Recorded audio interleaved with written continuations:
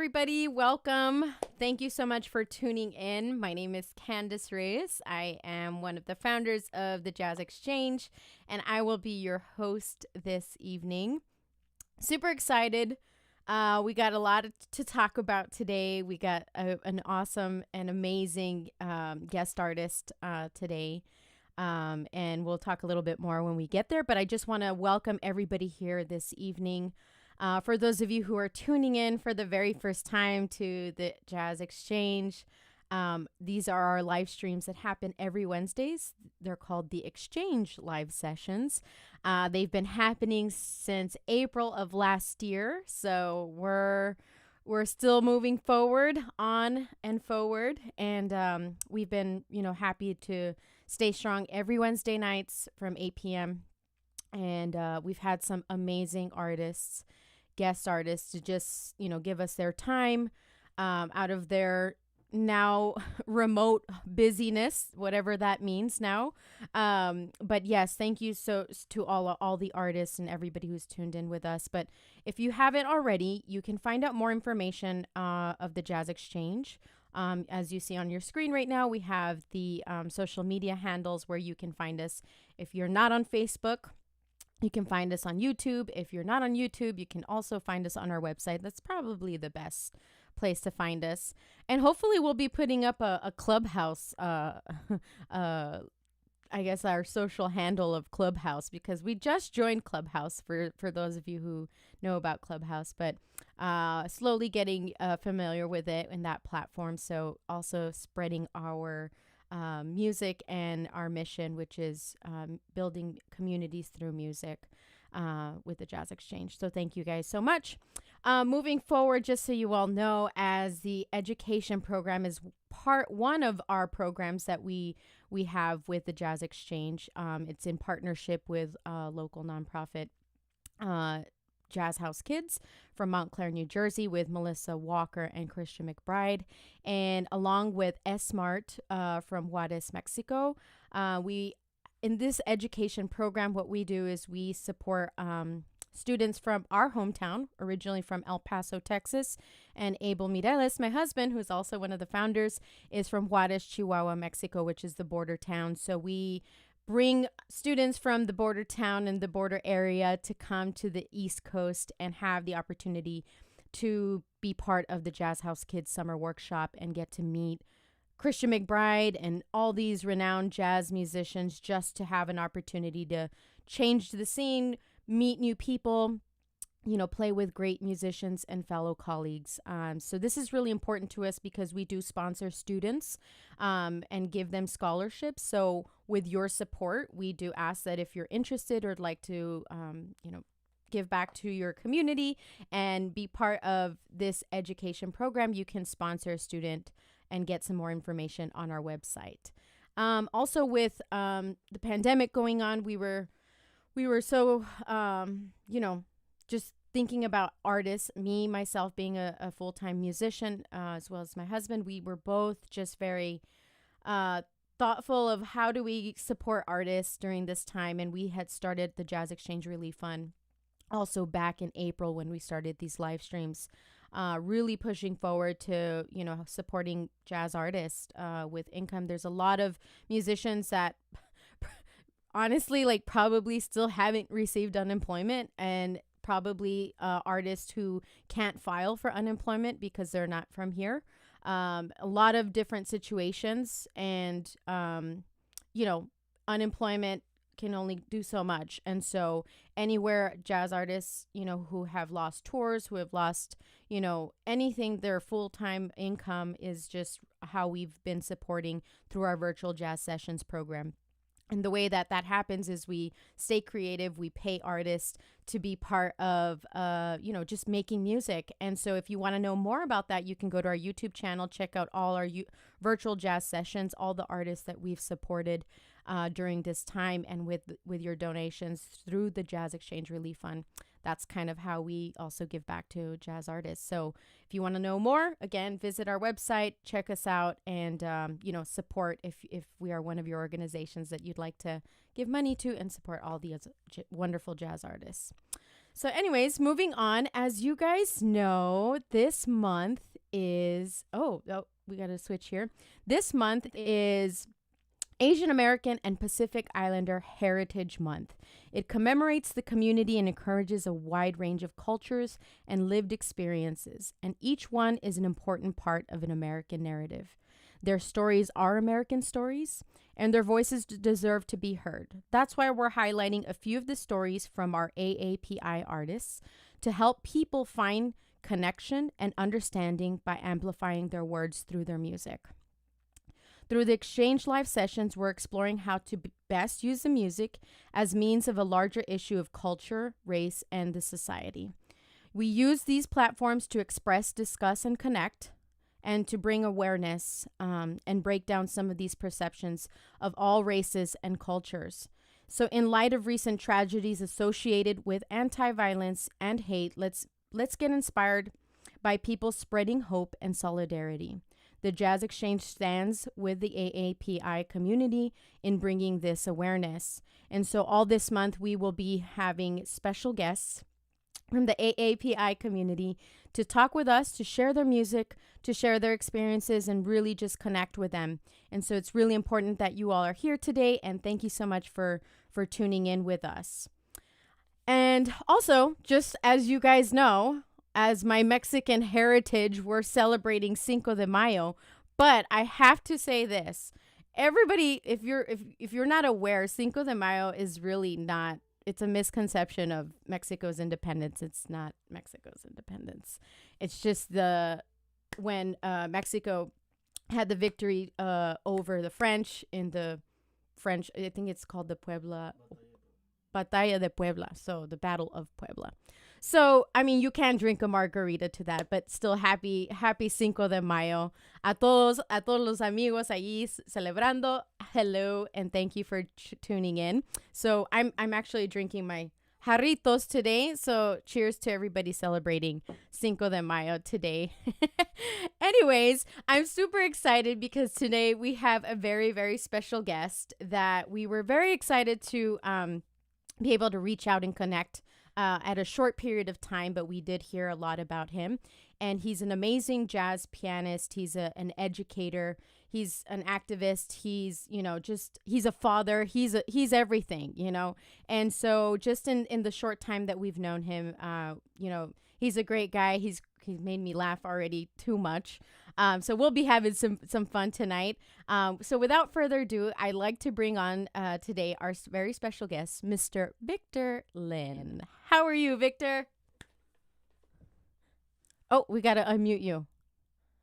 See, you guys, we're already he's pew pew pew pew pew pew pew pew pew. That's it. That was the entrance right there. Victor, how are you? I got my own sound effects. But clearly, I fit in real well with the jazz scene. Perfect. How are you doing today? I'm good. Thank you. Happy Cinco de Mayo. It's I don't know. I'm not sure if that's another holiday that's just been used as an excuse for white people to drink, but that's all good. It's all. I right? think it is, but it's okay. I guess we like to enjoy an extra excuse of a margarita, right? Because Cinco de Mayo is real big in the Korean community, right? I mean. Right, because everybody knows that, right? Yeah, it's definitely an Americanized. The Taiwanese community, Chinese, Exactly, everybody. Well, man, I'm so happy. Where are you tuning live in from right now?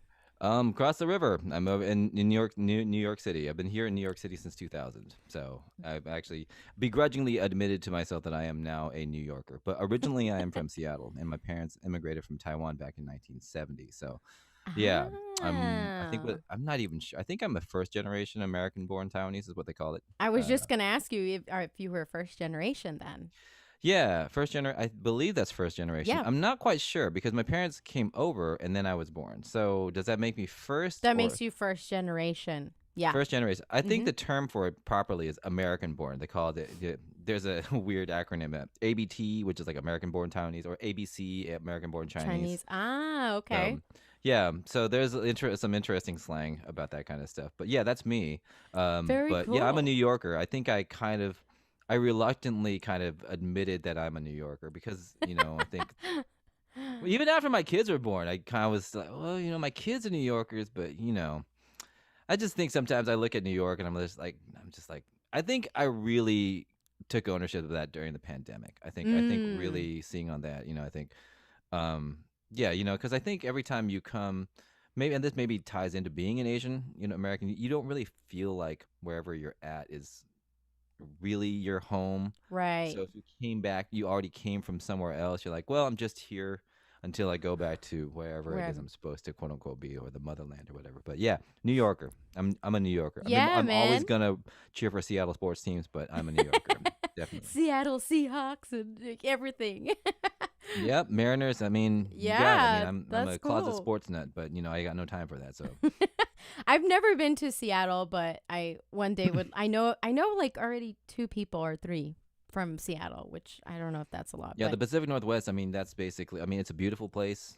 It's like right now it's a big technological hub, unfortunately, because like mm, Amazon is headquartered there. So that may or may not be a good thing. I mean, yeah, yeah, yeah, yeah. it's definitely changed in the 20 years since I left. So, but it's Interesting. still home and on so many levels. But So, Victor, I actually wanted to ask you, since we're kicking off the month and we're celebrating, the community and everything. What does I'm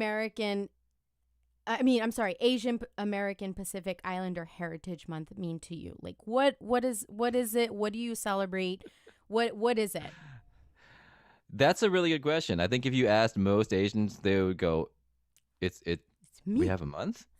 What? What? It's our month. Why is it our month? Right.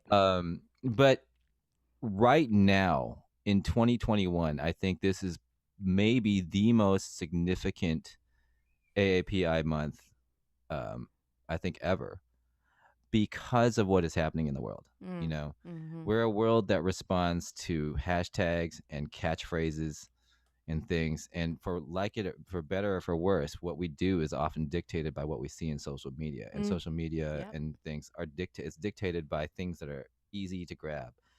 So, AAPI month, if I remember correctly, the reason they picked the month of May was because May of 1847 was when the first Japanese arrived. Okay. I think that was one of the things. I mean, it's pretty random. Most people, like, the joke I always hear is that it was the month that was left over after they gave it to gave every ethnic group another one or something, like, oh, May, sure. But I do see it as an opportunity, Yeah. to, like it or not, when somebody gives you an externalized like reason to celebrate something that normally isn't celebrated, I mean, you want to take advantage of that opportunity. Yeah, I agree. Um, and in light of what's been going on right now, the biggest hashtag that's associated with Asian is Stop Asian Hate. Yeah. I mean, what a winning slogan that one is, right? Yeah. I mean, and even for me, like, that to me is, it's an unfortunate thing, Yeah. like, Asian and hate right next to each other. I think what you have to do is you have to start, and you have to start learning. You have to start basically learning Asian American history, or Yeah. just learning stories. And so for me, you know, May being AAPI Heritage Month, that's a call for us, sure, as a nation, Mm. but as Asian Americans, for Yeah. us to start learning our history, and also, oh, I just got I have a secret weapon. My wife actually just texted me. The other reason that May is complete is Asian American Heritage Month is because it also was the month that the Transcontinental Railroad was completed. Oh, And the wow. Transcontinental I Railroad, didn't as know that. many of I don't know, people know, connected one coast to the other, but a Yeah. vast majority of the labor was done by Chinese immigrants, Oh, who were then wow. erased from the picture. If you actually see the completion of the railroad, um, they take a picture of the Golden Spike, and then they take this big famous picture of, like, Wow. all the workers, and there are no Chinese people to be seen anywhere. Wow. Yeah. So you're looking at essentially the beginnings of marginalization of the most extreme kind, Mm. right? And so that there you go, right? Once you learn the stories, then you can engage, you know, you can draw one dot to the next, and bring it right into the present, Yeah. right? Yep. So knowing your history, knowing your story, is step one to asserting who you are. You I know, agree. there we have huge work to do as a community. And I don't know, for instance, how if there is a Mexican American community. I don't know if there is a Yes, there right. is. Mm-hmm. And I mean, as far as like like your own concerns, like I mean, does it identify as Latinx? Is it over Hispanic? It's like, like, but even in the Asian community, that's kind of a weird thing because Yeah, there's Chinese and Taiwanese and Japanese, South Asian, Southeast Asians, East Asian. exactly. To the average person on the street who doesn't care, we're all Chinese. Yep, exactly. And if you're Donald Trump, Kung Flu or whatever, right? And like the idea is that Mm-hmm. the less resolution you give, if we're just a pixel, we're easily slapped away. Right. We're easily blamed. But Mm. if you increase the resolution, you go from like just a couple of pixels to a fully formed picture, it's going to make your decision making process a lot more complicated. And that's Yeah. what life should be about. Yeah. If you understand your story, then you're going to understand that everyone else's story is just as complicated and just as rich, Mm. you know? I So agree. what's been going on, is nothing new. I mean, I Yeah. know this is a jazz exchange podcast and we should be No. talking about the No, we'll music and get all this there. other We'll good get there. stuff. You know, but yeah, you asked, what does the history, what does the month, for me, this month is an opportunity. It's a really, really important opportunity because, it's kind of a dedicated space to Yeah. do things that draw attention to the community. Because after this, we got to move on to something else. I mean, you know what I mean? It's like there's so much other stuff that's going on Yeah. that if even for a second we can draw some attention to even basic awareness of what Asian Americans have done and do, right? We're not white, we're not black, you know. You know something about that, Yeah. right? Like the conversation in America around race is often just a two-sided one, Yeah. Exactly. right? So we're often just marginalizing on the outliers, so our own voices become like kind of like secondary. So being able to amplify that voice, being able to hear it, being able to broadcast it, to Mm-hmm. understand where it's coming from, that's the chance.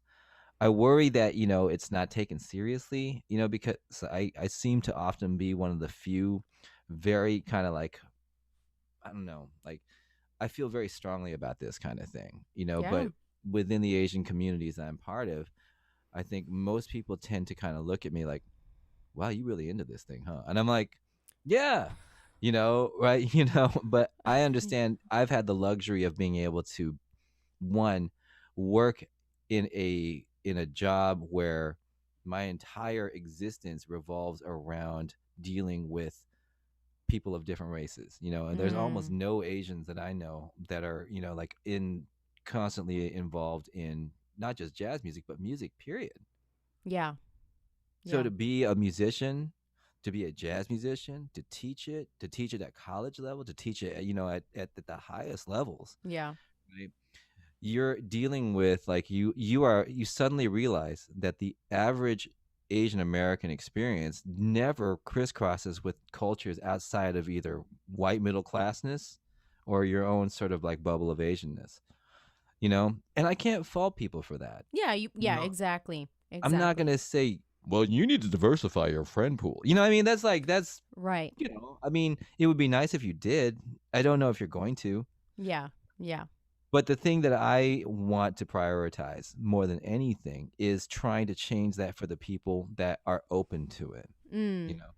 Yeah. So that's what the month is kind of to me. It's kind of like this small chance to grow a little bit before everything kind of goes back into the hellhole. Yeah, like June comes and then it's like, oh, well, what's happening again? Like we forget, people forget, and it's true. Like I mean, look at Cinco de Mayo. Like we're celebrating, and everyone's like, we love Mexican food and we love margarita, and then tomorrow's like, whatever, We love the food, we love the drinks. We don't love the people, Yeah, but we sure do love exactly. the celebrations. Exactly. I mean, like, there's so many, like you say, like, there's just like double-sided things and ways of how people just view things. And I think it's so important. The reason I started off with that question was because I myself, I mean, I have some really good friends who are in the Asian American community, and who are, first generation, or who are actually jazz musicians that have come over from Korea or Thailand, wherever they're from. And we've had these discussions, but it's like, it's rare when, it's like when we see like a group of us, it's like, the Asian Americans and then the Mexican American. Like, it's a weird when people are like, wow, you guys are all like together. And I'm like, yes, like we're all hanging, we're all drinking a tequila shot. Like, it's not just because we're, you know what I mean? Like, it's all these things that really diversify and open people's minds to, we're all human. Right? Like, just I know it sounds so basic, but it's just like, that is something that I feel in the arts, it has been opened up and maybe talked about a little more than just general society. Maybe I don't know if you agree with me on that. Now, there's a whole other thing about the music industry and race and culture that maybe we can probably talk and go into as well. But I'm so happy that you shed light on this, because it is something that we need to highlight. It is something that we need to talk about. It's something that I'm learning in every day, right? In different cultures, with the Black History Month, with Asian American, even just general, like even my own history, right? Like being Mexican American. I'm Mexican American. My husband's from Mexico. So like there's things that we learn, and even within our own cultures, right? So it's really important to hear your perspective and to really hear that insight. So thank you for sharing that. My pleasure. Yeah. But I also want to ask you, like, how I want to get into Victor Lin, the music side of you, and I want to know, like, where did it all start? How did your journey go into like becoming a jazz pianist? Like, where did it all happen? Okay. How much time do we have? That's Oh, the we first we we question. we got some time. Don't worry, don't worry. We got some time. Like Whatever you want to share. yeah, I do have a tendency to I'm what they call an external processor also, which is really interesting as a teacher. Um because what winds up happening is I'm thinking out loud, right? So I'm saying things, but when I'm saying them, I'm like actually realizing them for the first time. But because the normal person thinks that I've always thought it, it's like, oh my God, this guy's brilliant. I'm just like realize I'm just like saying something, like so like, Good to know. yeah, that is. So yeah, but musically speaking, I'm trying to figure out the best way to talk about this whole story. Okay. Um, I don't know how much you know about the general Taiwanese community or Taiwanese or Chinese American community, but stereotypically speaking, you come over and you're a middle class background, and there is only two musical options, and not really options, but you basically learn how to play piano or violin. There's that stereotype with Mm. Asians playing piano or violin. Okay. And so I have an older brother. I was no different. And so they made me take piano lessons and they made me take violin lessons. Mind you, I was not interested in either one. I just, that's what you did. Okay, so you're like 6 or 7 years old. You're taking piano lessons. You don't really know why. You play the Yeah. recitals. You do your thing. There's no real joy per se, Huh. but there's no. It's not like you hate it either. But it's just like like no. What kid wants to play piano? I'm sorry, no. I'm a piano teacher, and I think piano lessons are a horrible idea. Okay. Really? That's interesting. I mean, I guess. I literally, I mean, like I have arguments with my wife about this. I'm like, who wants to play that thing? Who wants to play that like clunky ass wooden box that does nothing? Like zero reward. It's hard to play. No one plays it. Mm. When you can play a keyboard and push all these buttons and have all this fun, Mm. right?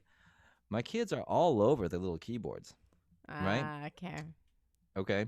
So I'm growing up. This is the 80s. All right. I'm born in 74. Okay. So I'm in, like suburban Seattle, and I'm playing music, but with one interesting little caveat. Okay.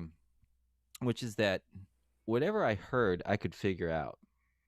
Okay. Mm. And at the time, I actually didn't know that this was actually unusual. Okay. Right. So I would play video games and I would like listen to records and stuff like that. And I would just sometimes for fun just go up to the piano and just play it, And I would play the theme songs and stuff and whatever. And it came really handy at points where this is how extreme it got. Okay. I did not like practicing piano. I did not like practicing violin. Okay. We had this my brother, I have an older brother. He's 3 years older than me, and he tried to do this thing one time where he had a tape recorder and he tried to, like my mom would be downstairs and say, you have to practice for 30 minutes. And so my brother would record himself practicing for like 15 minutes and then try to play the recording of it back in this really terrible boombox. And I thought that was such a clever idea. And my mom came up and just discovered, and it's just so mad, right? But I figured out something else, and this is kind of funny. Okay, so I'm getting into middle school, and one thing I started to do when I was there was I realized that I could play like pop music and entertain people on the piano, right? Mm. And that was fun, right? It Yeah. was really fun to play stuff. Like there's no career there, but you're starting to listen to the radio, and for Playing the some reason, songs. kids always like loved it when you would just kind of bang out some stuff on the piano. So I remember, I would play the Mario theme, right? Yep. And people would love it. And I was like, oh, that's cool. It's not hard. It's nothing big, right? And I figured out how to do this other thing, which is hilarious. Okay, so I'm taking class piano, and the back of the the piano on a grand piano, like music's that big. Right. You know what's smaller than that? Comic books. So Ah. from the other side, someone can sit, and it looks like you're playing music. But I used to hide comic books in the middle, and I used to just kind of make up stuff that kind of sounded like whatever it was because I was gambling that they wouldn't be able to tell, right?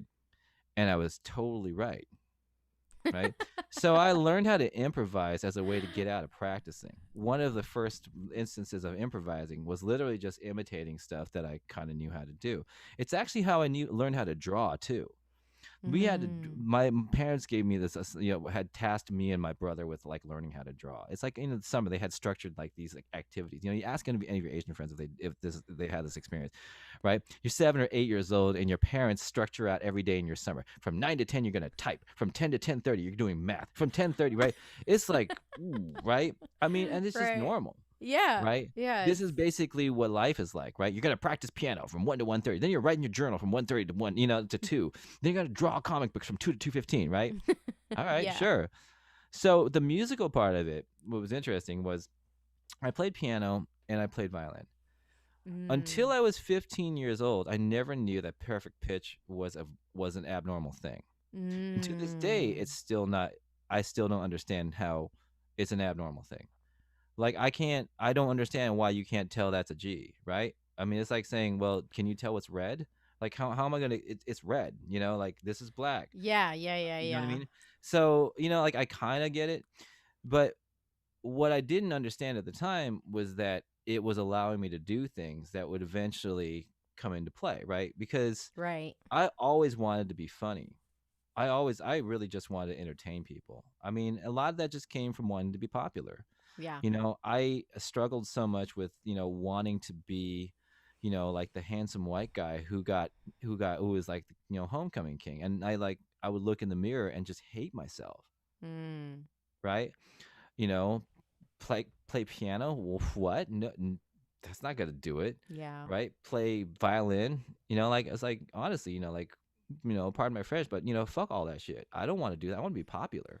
Right. Right? I Right. get to high school, right? So I try to do everything that isn't me, or Wow. isn't what they think of as a stereotype, right? I was good at math. I ditched it. As I was like playing on the tennis team. No, I was like I ran for school office. I was in the school play. I was running as hard as I could away from the stereotype that I thought I'd constructed for myself, Mm. right? So at the same time, one of the side products is I watched the jazz band my junior year, and the jazz band is like just the coolest thing ever, right? Yeah. You know what I'm saying? Yep. Okay, right? Yeah. I get And it. some and the guy had, the guy who was playing piano. in there was just like, there's this, it's just hyper romantic. Okay, you're 15 years old, you're super head over heels in love with some girl who's never gonna love you back. These guys in the jazz band are so cool. They're wearing the shirts. The guys playing saxophone. The guys play piano, and it's just like Yeah, they're cool super cats, right. man. And I'm just like, okay, that's what I want to do. I don't care. And like the music is just awesome. People, Right. there's a drummer. What was this? So going from being in an orchestra, which by the way, orchestra is still my first love. Being in an orchestra, there's nothing like playing in a full orchestra. Oh, Okay. I would imagine. I can And imagine. I didn't know if I don't know if like this, but I'm also a pretty involved violin player. Yeah, I was gonna get to that. I've Yeah, been I reading don't, an but I don't have. extensive bio There's not much here. space for me to get to it with everything that I'm doing these days. Yeah, Which is yeah. kind of unfortunate, right? Mm. But so I was playing violin. I was playing in the orchestra, and then I joined the jazz band when I was, a senior, and I was totally like a fish out of water. And this is so funny, right? So this guy who was the pianist, like, he gave me all these records to listen to. All right, and let me just tell you, these are the records that he gave me. Okay, Oh it was like gosh. Keith Jarrett, like Woo! Boy Tyner, right? Okay, you know what I mean? Like some like like Herbie Hancock, Speak Like a Child. Okay, I'm like 15. I'm Asian. It's I like have no idea it's what like that is. giving a Like, kid like a 6-year-old kid like $100 bill or something. You're like, yeah, I'm just like, I don't know what this what? is. Like I'm just like, but I'm trying to figure it out. And I have no idea literally what it is. Right? I mean, Thelonious Monk, right? I just like this was, like even looking back on it, it's just so funny, right? You're Right. giving this 15-year-old kid who knows nothing about jazz, here, check out these records. Um, I think he gave me like trio. I don't know, I can't remember. And so, like I'm struggling, right? Okay, I'm gonna take jazz the next year, and I just can't. I have no idea what I'm doing. And so, luckily for me, in orchestra, one of my best friends also happens to be the percussionist, also happens to be the drummer for the award-winning high school band from Roosevelt. Mm. Roosevelt is one of the schools that's always there with Garfield as one of the Seattle schools, jazz schools. It's been in like always at Lincoln Center's thing, Yeah, yeah, like the yeah. essentially Lincoln for like 15 some odd years. Oh wow. Yeah. So he was part of that their jazz band was amazing, right? And they were very much steeped in like traditional, like, they were like Count Basie, like straight ahead stuff. So when I told him I was getting into jazz, like he's like, "Oh, you should check out some records." And so I'm going, "Oh, what's going to happen?" So what he gives me is Marsalis Standard Time Volume 1, Art Blakey and Ooh. the Jazz Messengers Keystone 3, um Art Blakey and the Jazz Messengers, I think, album of the year, and Wow. then Oscar Peterson plays jazz standards. Woo. It was compact jazz. You're getting the heavy hitters right there. Yeah, and that I could get behind. That I was like, Woo. oh my god, this is wow, right? And isn't that funny if you think about it? Like what the first guy gave me, like, and then what the second Second, guy gives me. yeah. Yeah. Already you can, like that's two completely different phases of jazz. Yeah. Post 1965, straight swing, Woo. neo swing, neo traditional swing. So like the start for me is pretty rocky, but what winds up happening is like through trial and error, I wind up learning how to play, right? Mm. But not really that well. I wind up being this big fish kind of in a small pond. The pianist in any big band just is not, unless they've really got some serious stuff going on behind them, they're not really going for a career in jazz piano. Okay, you can't hear yourself 95% of the time. Okay, let's face it, you sitting behind there, like everybody's blink Y- blink blink, that was me. Yeah, yeah, um yeah. so I wind up going to college, and Is this this is your at the University of Washington, and Okay, I was I'll going never to forget say. this. Yeah. I go there, and it's like I'm back being the tiny, tiny, tiny fish in the giant pond. And the Mm. way that they actually do the tryouts for jazz, you're in this big room in the basement of the music building, and everybody. It's actually kind of a brilliant way to do it. It's just it's absolutely like nerve wracking, but everybody who wants to be in the jazz department sits in this big room, and then they just start calling people down, and they just have people play together. And you know what I Hmm. mean? It's Yeah. efficient. It's kind of interesting, right? And Yeah. I remember me and this other guy, the other Asian dude. We're just sitting in there like, oh my god, we're just gonna get crushed. I have no idea what I'm doing. Why am I even here, right? Like there's this pianist. They all know what they're doing. They all do this, and then finally it's like at the end of the audition, now it's time for the newbies, right? And like I just kind of sit down, and then I don't even remember what it was, but they just like, okay, just try to play those chords. And clearly they weren't even paying attention, whoever's Yeah. auditioning us, Yeah. right? Because Yeah. like I did not get placed into a band. I barely even got qualified for like piano lessons, right? And Wow. the other guy, the other Asian guy, I think was kind of in the same boat, but he was a year above me, so he kind Mm. of, I think they got him into a band. I don't know.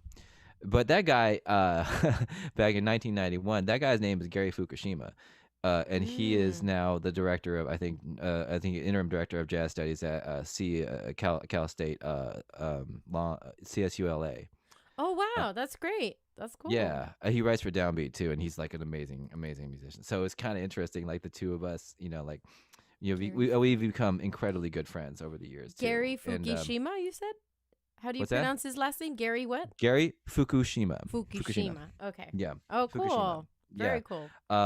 And so yeah, he's like always a counterpoint to me. Like we are really really really great friends. That's awesome. Um, yeah, and that like and basically how I actually arrive at jazz, you know, that there's one story of that in which basically over time I wind up learning how to play, and then I learn all these lessons, and then I move over to jazz, and then I move over to I listen to Kenny Barron and Stan Getz Woo. on People Time, and I go, I would like to learn how to play like this guy, and I would also like to leave town, because I'm sick of being in Seattle.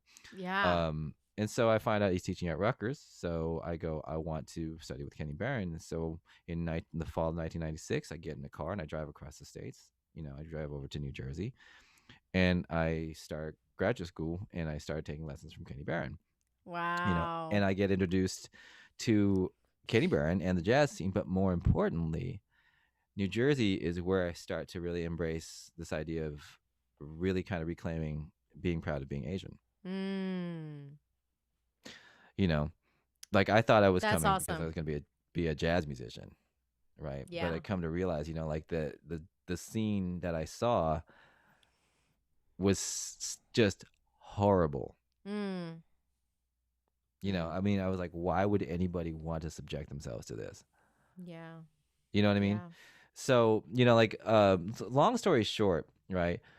That's the so I after studying with Kenny for a couple of years, I'm playing New Jersey. I took a year off, and then I started the doctoral program at Teachers College, to get a Yeah, doctorate that's in awesome, man. yeah, in Congrats music on education. that. I can't see that's the thing, and this is another Asian thing. You can't just move to New York. You got to have some sort of educational excuse to do it. Like we can't just move to New York. You always have to be in some sort of school program to do it. And yeah, and I Yeah. did. So I wound up going for a doctorate in music education from Teachers College, which Wow. also wound up being like one of the most backwards experiences I've ever. I mean, but I managed to get a lot out of it, including live in the student housing for 7 years, which was the most important part. Um, Woo! but I'll tell you this, and here would be like one of the first and most crucial things about the music education and how I arrived at jazz, um, which is more important, which is that the four main influences in my musical life, and this is kind of a super outlier thing for me. The four most influential, powerful musical guiding forces in my life were all black men. Wow. Yeah.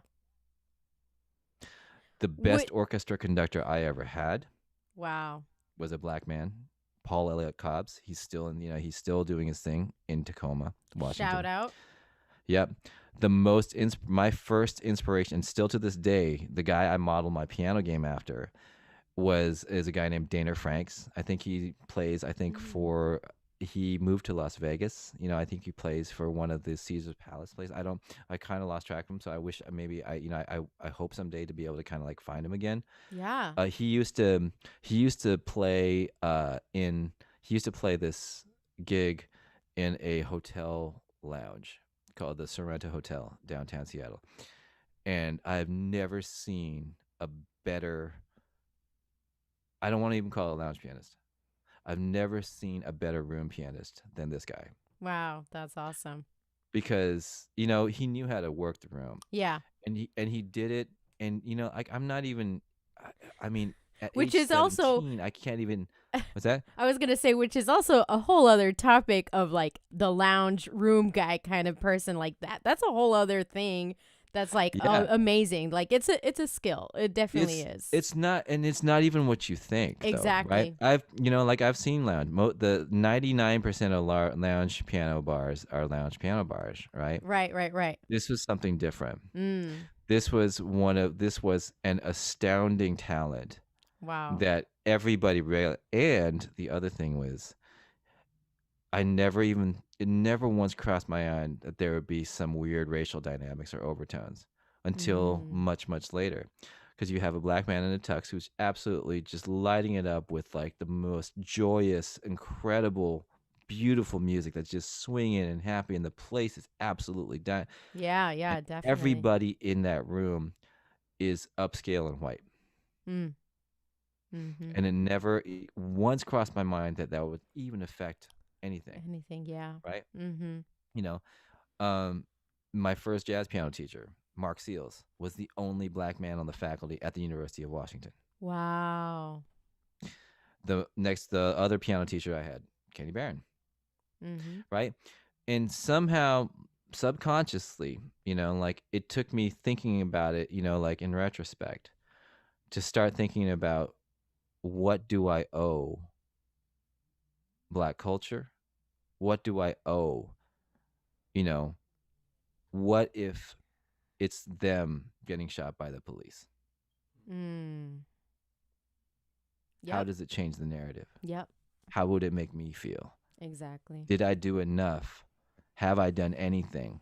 Right? If I'm just parading this narrative around that Yeah. just says, protect us from the evil black criminals that want to harm us, Mm. you Yeah. know? Yep. And that's why it's different for me. You know what I mean? Like I can't Yep. I have no choice, right? Yeah. Everything that I like, literally, I can tell you all. I can tell you what I took from those four people, and I can tell, and you can, and it fires out of me clear as day. The entertainer in me that can work the room, that wants to make everyone happy. That's Daner. That introspective, like make you break your heart, cry. That's Mark, my first piano, my first piano teacher, Yeah. right? Yeah. That refinement, that swill, just like, yo, I can throw down like with the best of them. That's Kenny, Mm-hmm. right? And that's just like the epic sort of passion. That's Paul, the orchestra conductor, right? It's like right? It's all Yeah. there, Yep. Yep. Yep. right? Yep. It's like blackness disguised as me, Yeah. but a completely different form, right? It's like it's unrecognizable for a lot of people. So, Yeah. It's interesting. like that is sort of the more, for me, the more important story, Yeah. right? Like I can tell you how I got from one place to the other, and that's fine, Danny. And then I did this, and then I did. No, no. I mean, like So yeah, that's wonderful. Like just even you sharing, well, first of all, you have a very good memory, like on your dates and like how you just, know all that stuff. That's really good. And also just like, wow, like just you saying what you just said is like is the truth. It's a lot of the truth for many people who do this art form who are not black, right? It's a lot of we're listening to the American art form, which is black culture, which is um, musicians that have started the legendary musicians and everything that just kind of plays into this culture. Jazz is this culture, and I mean, man, that's just beautiful. Like I just love how you talked your journey through that, and I really appreciate it. And I just think that what you just said just really hit the core of a lot of jazz artists who are not black. And so it really makes us aware of, you know, that's why it's so important, like learning the history, the culture, respecting and being aware that there's still the racial issue going on of go to a place and watch somebody play and realize like your surroundings, right? Like what's happening. So I just really commemorate you on that for just bringing that point up, and it's really great to hear that. I want to switch in the direction of this next song because I want people to hear you. I mean, you're talking this wonderful journey and giving us so much background, and so I want people to hear this next tune. And this next song is a song that you chose for this show, and it's called "What a Wonderful World." Before we go into it, why don't we listen to it first, and then let's talk about what's going on, because you guys are in for a treat. When I heard this tune, I was just like, phew. So I hope you guys like it. Turn it up, and we're going to be listening live all together. So I hope you guys like Victor Lin's rendition of "What a Wonderful World." Can I just, before you say, can I tell you who's on it with Yeah, me? please. Yeah, this is me on piano. This is David Wong on bass. Okay. And Obed Calvert is on drums. Okay, no wonder. Anyways, Yeah, we're gonna. But Oh this my is like God. 15 years ago. Okay, it's okay. They're kids. 15 years. They're literally kids out of college, man. Woo. It's crazy. Okay, let's listen to it because I want people to check out this amazing tune that you all did. Here we go.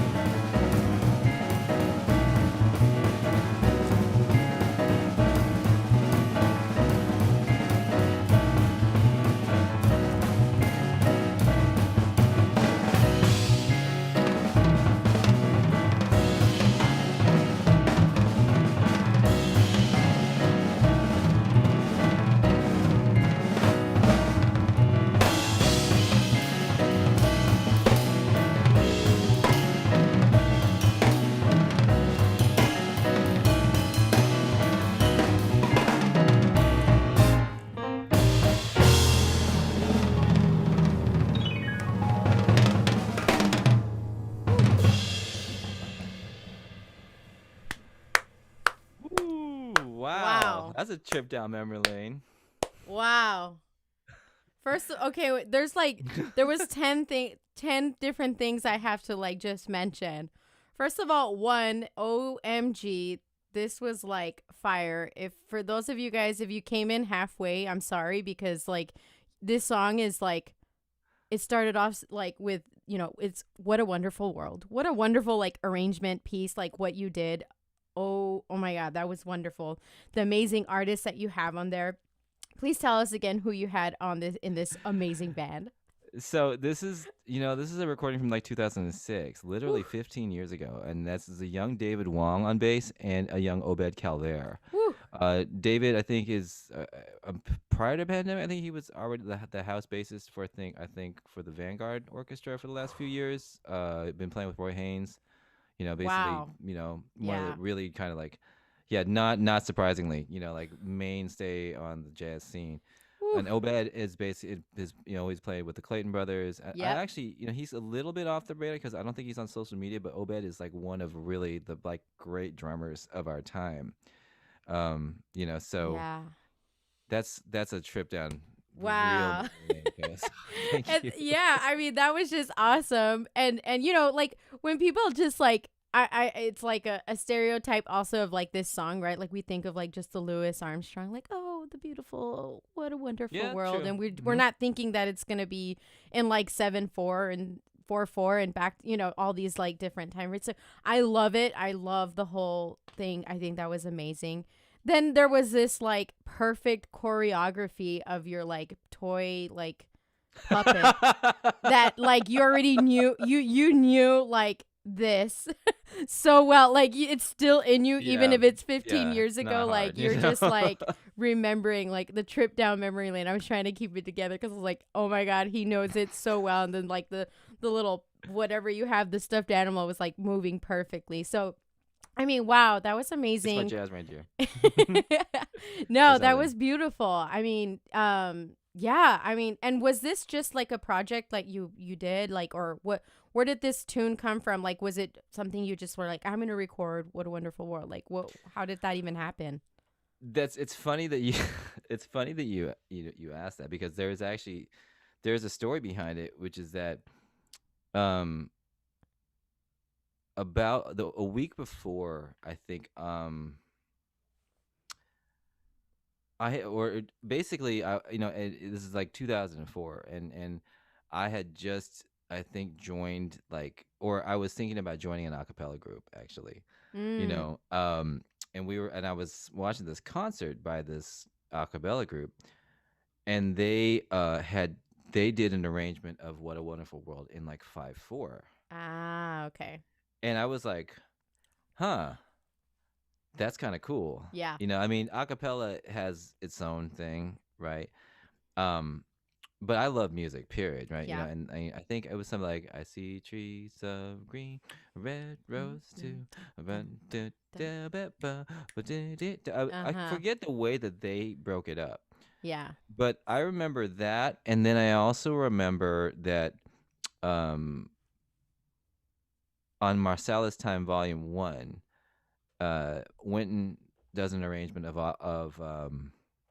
Autumn Leaves, in which it's like da da da da da da da da da da da da da da da da Oh da da. yeah. So there was a sequential thing where he went from one, one, two, one, two, three, one, two, right? So I was like, huh, what would happen if I just started to like traverse all that, like, but still package it in something that was like exciting and fun. Hmm. And so basically that's what came out of it. And this used to be like the closing number, like whenever I would, back, like I said, in the early 2000s, when I was kind of like, I'm going to do this thing, I'm going to be, I'm going to do a record, man. And it never made the live record, because every recording of it, there's always something that went wrong. Like, because it's not, like, Yes. that's there, that took a 3 or 4 takes in the Oh studio my to God, I record. believe it. And even then, there's one digital fade at the end where we splice the ending of one onto the other end, because there's so many things that can go wrong, because there's about 20 different spots that you have to know, Yeah. Yeah. right? Like, where does the 7/4 flip from da da da da da da to da da da da da Yep. da da da? Then he turns around and so da da da da da da da, bang, 2 3 4 da da da, right? So like Yep. if the drummer and the bassist, like if we don't hit everything precisely, right? And this was my mentality back then. The thing is like I couldn't release if it wasn't perfect, which is so dumb. Ah. You know what I mean? Like now looking back at it, You I'm sound just like like, many artists that I know, right. and It's like it's like, why, like I don't even know why it was, like because I was young, yeah. perfectionist, worried more about, like trying to hang with the I mean, but it should say something, right? Yeah. Yeah. That's it. Like that recording, the reason we recorded that, I actually was trying to get into this piano competition. Ah. And the funny thing is, I didn't make it. I didn't get picked, right? And that was kind of a letdown, but it was also I Mm. kind of took that as a sign that it's like, maybe this thing isn't for me. Yeah. Yeah, yeah, yeah. You know what I mean? And that was another thing. Like, it was still so hard for me to actually take myself seriously as an artist. Mm. Yeah, yeah, Here I yeah. am trying so hard to do everything the right way, and yeah, at the end it still feels kind of empty, Right. you know. Right. So, I mean, take that for what you I did, like No. I didn't I mean to like bring the vibe all the way No, back no, no, down. no. You know I that, think but that's cool. I yeah. mean, it's a real thing, right? Like Mhm. failure too in like some of the things that like maybe not failure, but maybe like the no word when you're like reaching a point in your career. Sometimes like a lot of people don't realize like if especially like jazz artists who are and classical artists who are so dedicated to the skill and the art form and really getting it to where they feel like okay I don't think there's ever a point where people say I've mastered it. It's just a matter of like I'm good, I'm doing well, I've been succeeding, right? And you do this Mhm. thing that you're so into, and then all of a sudden when you get the no, it's like wait what like, and then you doubt yourself, like you go back into this like oh I'm not good enough or so Yeah, I mean, I don't know if it was so much that I wasn't good enough, right right but I right just was thinking like I like the music, but just the recording part of it and the distribute, like making it and like touring around and doing that thing, I you just were like yeah I don't think I can do that. yeah yeah It yeah was that, and that to me was a really really not I don't know if it was difficult or a conscious decision, but let's just put it this way, like I knew on one hand that my gigs were never really going to change. yeah yeah If I was doing shows, my friends were coming to them. yeah I had a lot of friends, so these shows are well attended. I mean, like people would do gigs with me and just like their jaws would hit the floor. Not only because there were so many people there, but most of them were Asian too. That was funny.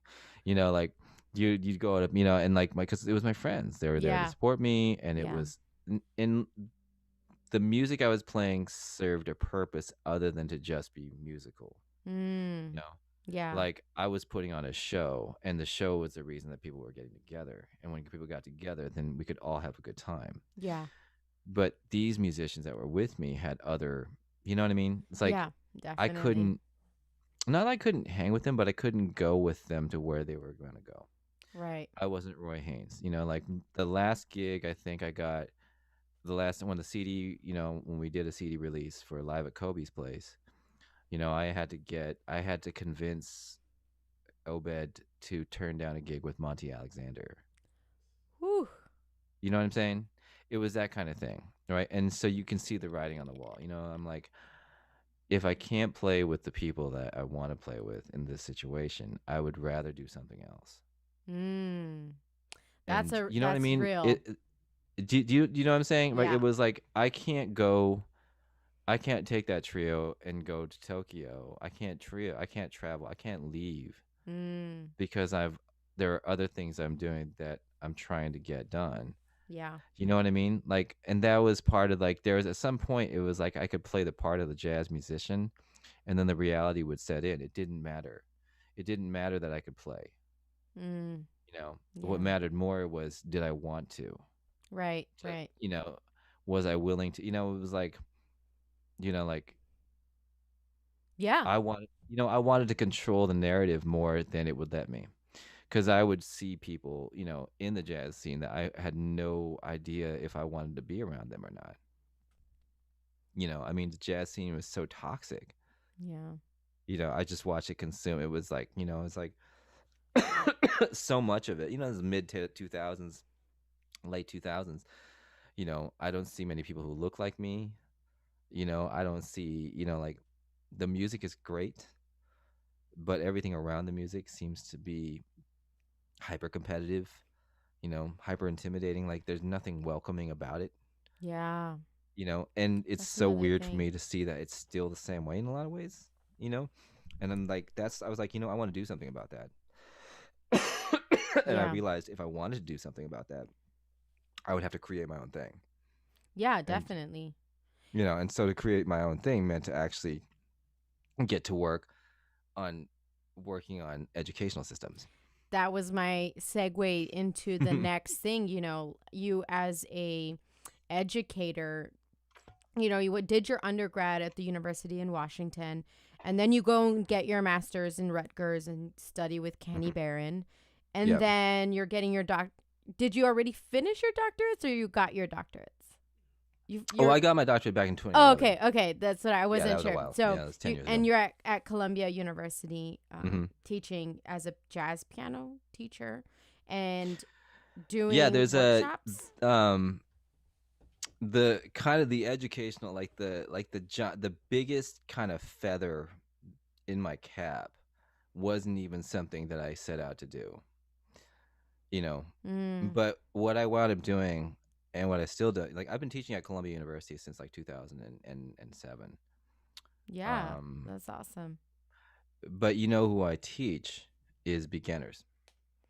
Ah, okay. And yeah, so basically, if there's time for, can I? Is there time to tell the story at all, or is it? I mean, I know it's going. I told you, like No, no. I mean, I do. I know we still have also another tune we want to talk about and Oh, okay, show, sure, that's fine. but just yeah, give us.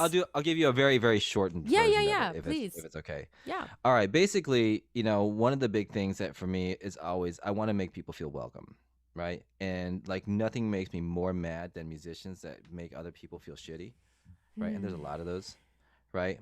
And then it's kind of like on a basketball court. Like there's people, or like I like to play basketball. I'm not that good. I love people that make me feel more confident. I hate people that make me feel like I'm terrible. You can say exactly the same thing, right? And so like Yeah. whenever I just want to be the guy that is so bad I can roast anybody effortlessly, but I don't, because I use that power to try to make sure the people that are the most vulnerable feel the most empowered, Right. you know? And it doesn't matter, like that, because that stuff comes everywhere. So basically, like when I got to Columbia, one of the things I realized was you would audition and they would turn people away, right? And they would like, so we get like 30 people trying out for like 15 spots or something, and then they would just 15 people would get turned away. And Mm. as the program got bigger and bigger, one thing that happened was instead of me playing piano for Columbia, I just said, look, let me learn how to play bass. That'll give you another combo. So I could actually like play in combos. So I started learning how to play bass while I was at Columbia. Oh, cool. To help with my jazz piano students, because I could never get a bass player. So I learned how to play bass, and like, wow, it's super, super, super handy, right? So I play bass, for my students, and then I played at combos, and it allowed me just like really a great vantage point to watch what was happening around, because no one ever thinks the bass player is doing anything, you know. I would play bass for the big band, I played Yeah. bass for like the combo and stuff, and then they got me into the audition process, and so you'd show up with all these instructors, and then you would hear all these students, and I'd started teaching at the Stanford Jazz Workshop starting in 1998, right? And at the Stanford Jazz Workshop, you go there and no one expects you to be good if you're like a beginner, right? And Wow. so in like 4 or 5 days, they turn you into, you play in a combo, right? That's the most beautiful thing. You take somebody who has zero confidence at the beginning of the week, 5 days later, I'm sure you have this experience all the time, right? There's something Yeah. incredible about that, So cool. empowering kids to Transforming. actually play, Yep. have been told that they can't, or just feel like they can't, right? Yeah. Yeah. So, I'm sitting there thinking to myself, like, what, are, like, again, pardon my French, what the fuck kind of Ivy League institution is it where if you can take a beginner in 4 days at Stanford Jazz in 4 days make them competent. You can't take a fucking Columbia undergraduate and give him or her like a basic jazz education, Mm. you know? Like, you got to be kidding me, right? Yeah. But, I'm not going to come out and say that. But in my mind, I'm just like, how much are they paying to go here? And you can't provide even the smallest modicum of Mm. basic jazz education. How many of these kids come from places that have high school programs that have jazz programs, right? You're talking about like a very, very small number, right? Yeah.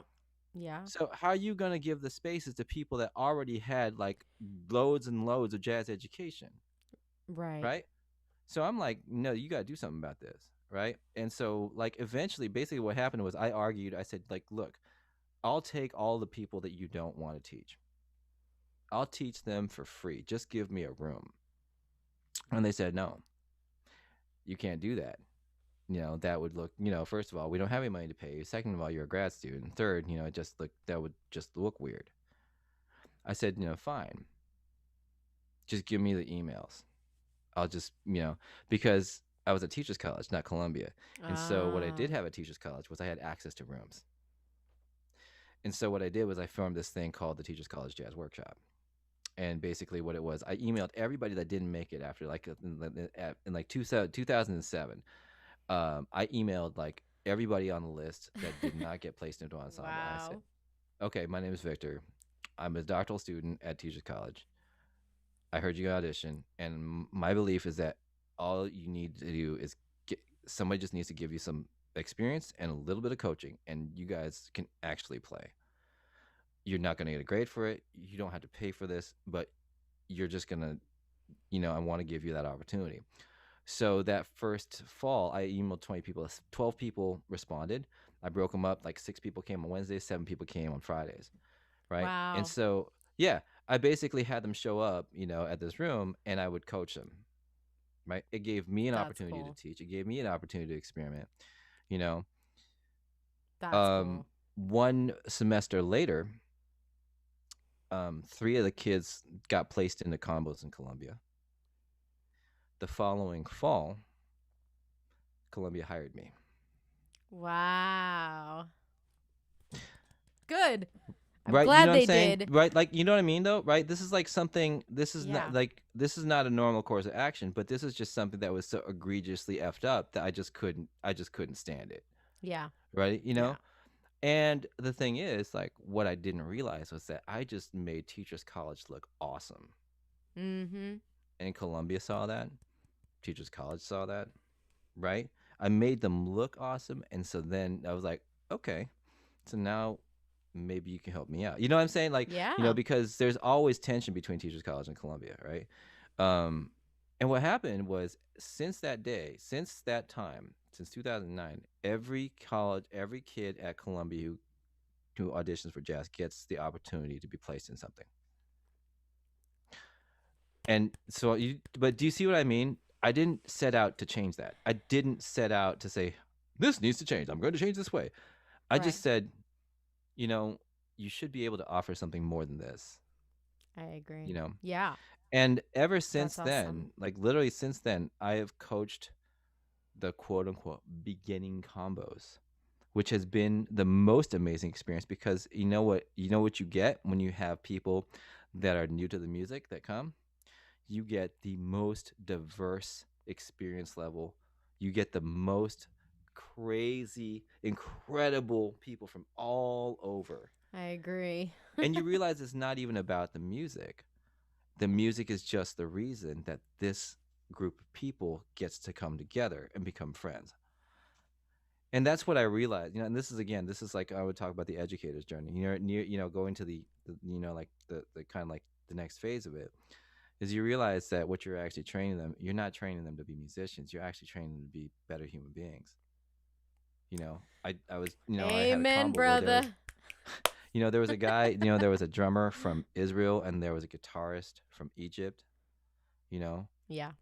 That's and awesome. and I had no idea about the tension between those countries, like historically, Yeah.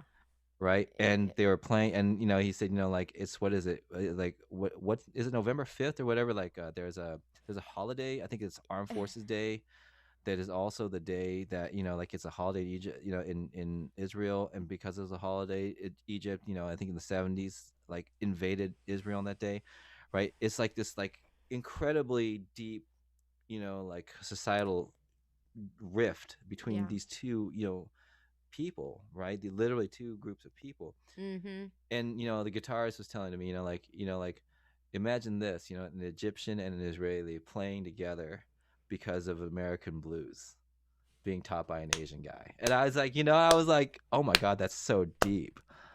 I was just, yes, it is deep, and it just proves to you what you just said. It's not even, yes, it's about the music, but it's about like the community. It's about bringing people together from all over the place and just showing that compassion, love, motivation, positivity, and inspiring others can really create peace in between all these amazing different diverse cultures. And you prove the point, and without having to try to prove the point. Like, I love that you're just like, I'm not gonna argue and fight with it. I'm gonna do what I know will work. I'm gonna do what I love to do.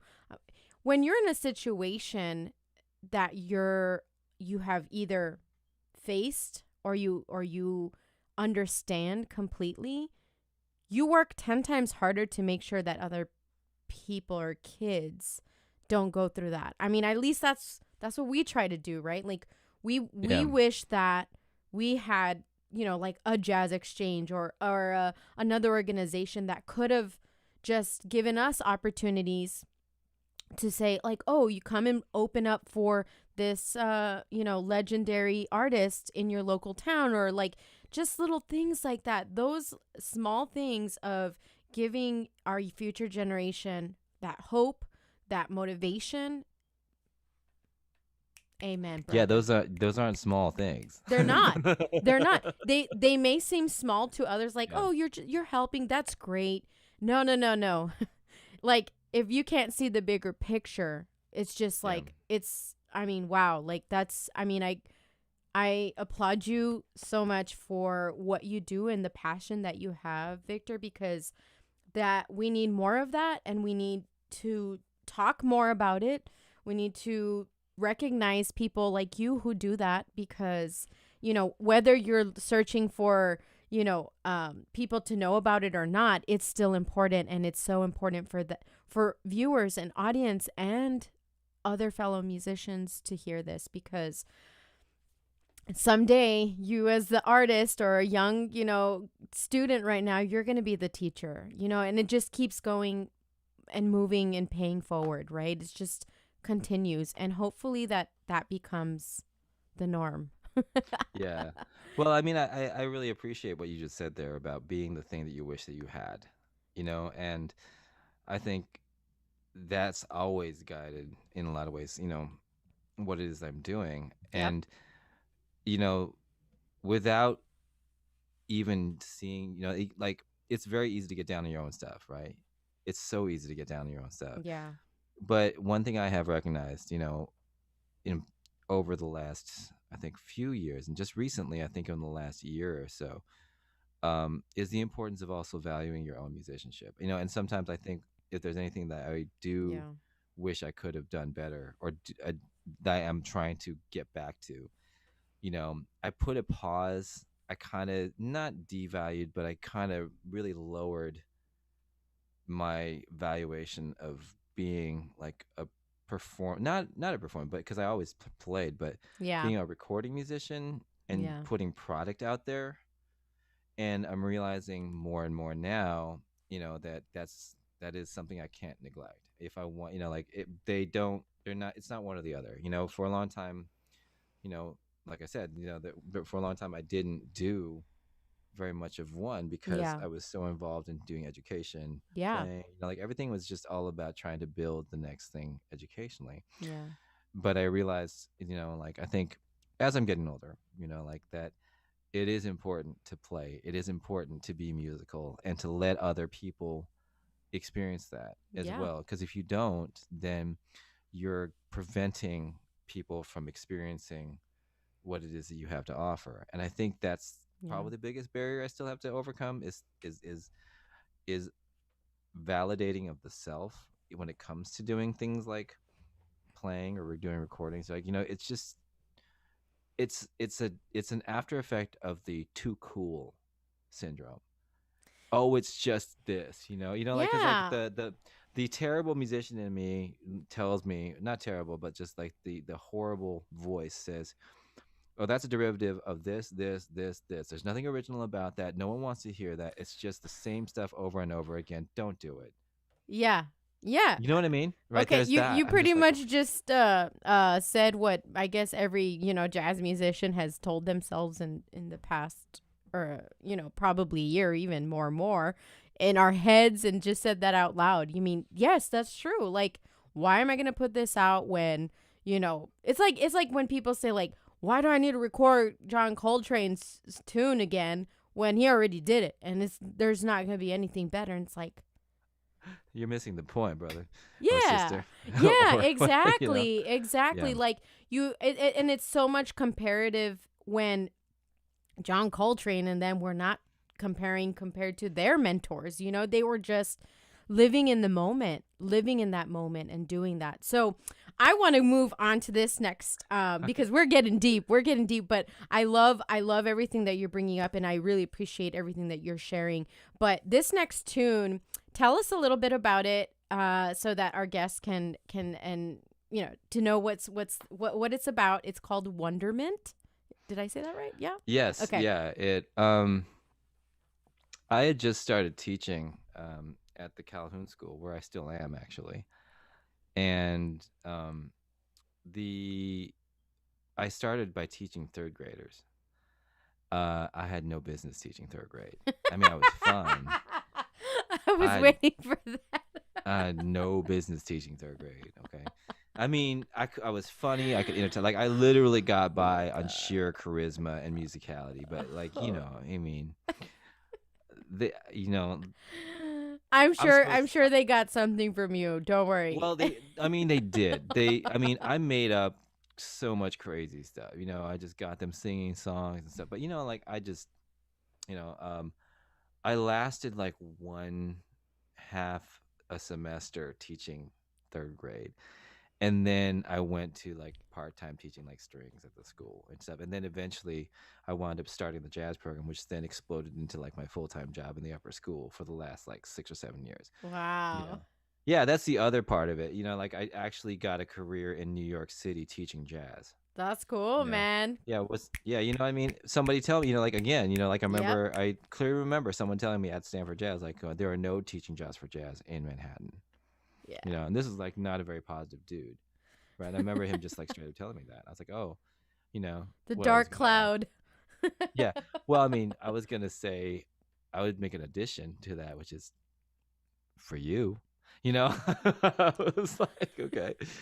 But yeah, like, so this tune, um I mean, I guess it kind of ties into this idea of where I'm coming from musically. Like, I'm at heart, I'm basically, um I'm a pop player, or pop. I just, I love melody, right? Yeah. And like, jazz is an alteration of that if you do it really well, but like, I'm not an elitist by a long shot, you know. Like, I can talk about like anybody you want to talk about and kind of go there with you, but when at the end of the day, like, I'm down to go karaoke and sing ABBA. I'm down. I'm I good. know I'm who good I'm musician calling EG, next time. right? You know what I mean? Like, and Yeah. like, that's, and which is what's so hilarious about the Clubhouse thing, because it's Yeah. like, like, there's a huge market for like this whole skill set. I told you what I started out doing in high school, right? I entertained my friends. I've been playing like Motley Crue. I've been playing like Guns N' Roses, Yep. AC/DC, like, like, yeah, Pearl Jam, like all that stuff. Yeah. Yeah, it's pretty funny on piano, but so here, basically, this is just a really simple tune that I wrote kind of in dedication, just thinking about, I dedicated it to that third grade class, the class of 2012. And what was really interesting is, um, the more poppy the stuff that I was putting out or whatever, Uh-huh. the the more extreme the response from the audience. Mm. Right, people would come up to me wanting to know what that song was. That's like it was it was one of my first realizations that like, oh yeah, like people swing is all right, but when you give them a straight groove with a melody, that's like Yeah. it's and then the stupid musician goes like, but that's just turning into smooth jazz. You don't want to be smooth jazz. Don't do smooth jazz. And it's just no, it's just instrumental music, all right.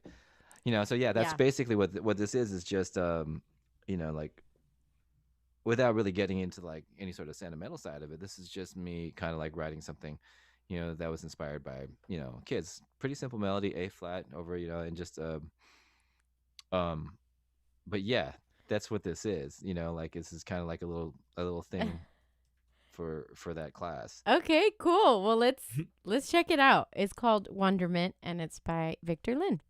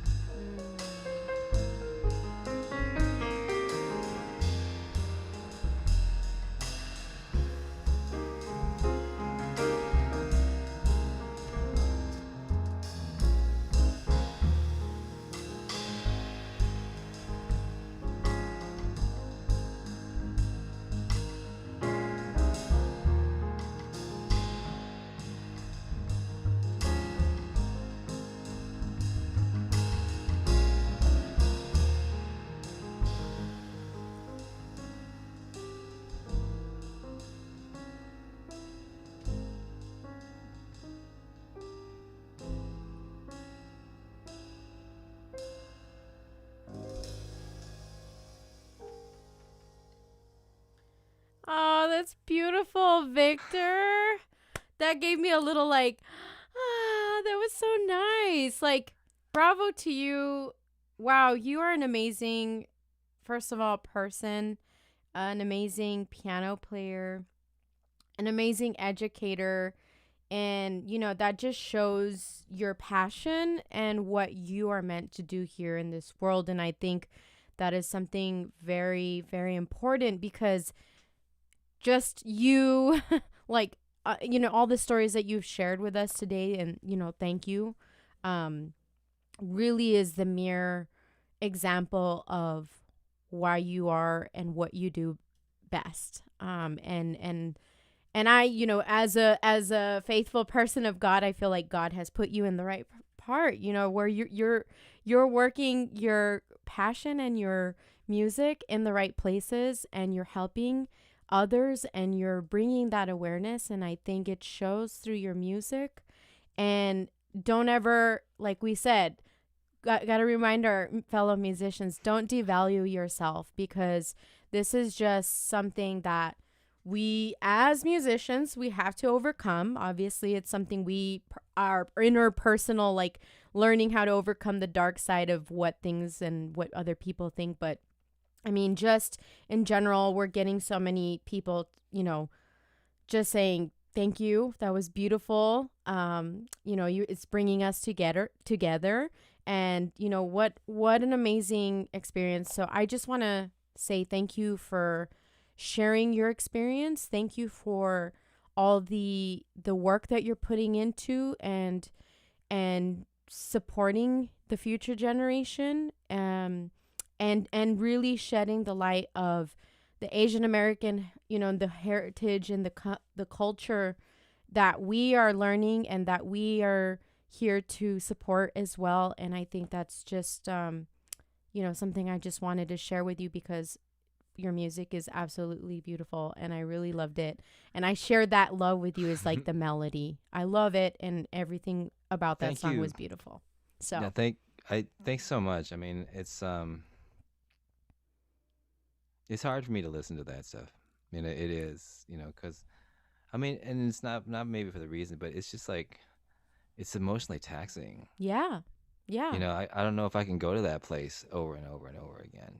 Like even when I'm hearing it, I'm just there's so it takes so much out of me to be able to do that, and Yeah. to risk people like just like dismissing it out of hand. I just sort of defend myself by dismissing it first, Yeah. you Yeah. know. Yeah. So, It was it's beautiful. and it is really funny because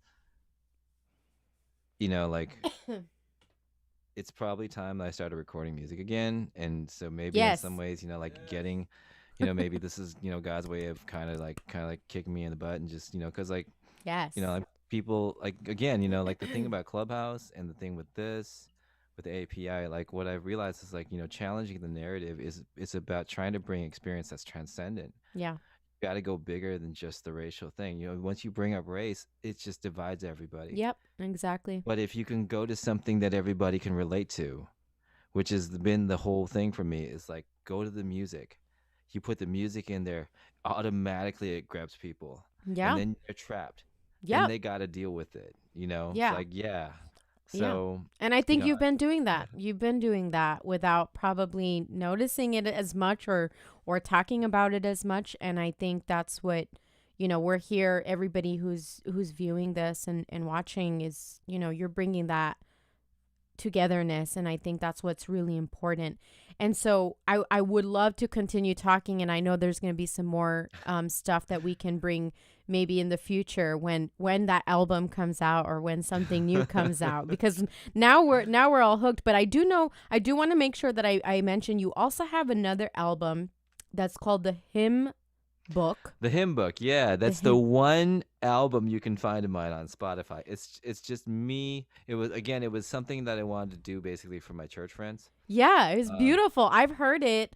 And man, if you want to, honestly, like if you're in your if you're working remotely and you're like waking up in the morning and you're having a cup of coffee, like I literally did that this morning, and I put on Victor Lin's like hymn book, like, and I was just like reflecting on my own life, like, oh my God, Lord, like, I was having my own spiritual moment. But like, it's beautiful because, like, aside from playing jazz and pop and loving all that stuff, you're also an amazing like liturgical piano. Like that's like a whole other thing we can probably go into at some point. But please check that Yeah. out. We'll put that in the Spotify. Go to Victor Lin. But Victor, before we go, any short last words that you'd like to say to the community or anybody listening here today? Yeah, actually, I just want to say thank you. I think, like you enable, as just first of all being, a married couple, and being a team, Excuse me. working on something like this. It is a tireless and thankless sort of job. I understand, but like seeing what you're doing and the energy and the enthusiasm which you do it, and also like um I'm sure the listeners probably know this already, but Abel and Candice are really good musicians, like super good, Oh, like thank you. super good. And I'm not even blowing smoke up the behind either. Okay, like like I know what I'm Thank hearing, you. and I know it's like, and like I really want to hear your story through the music.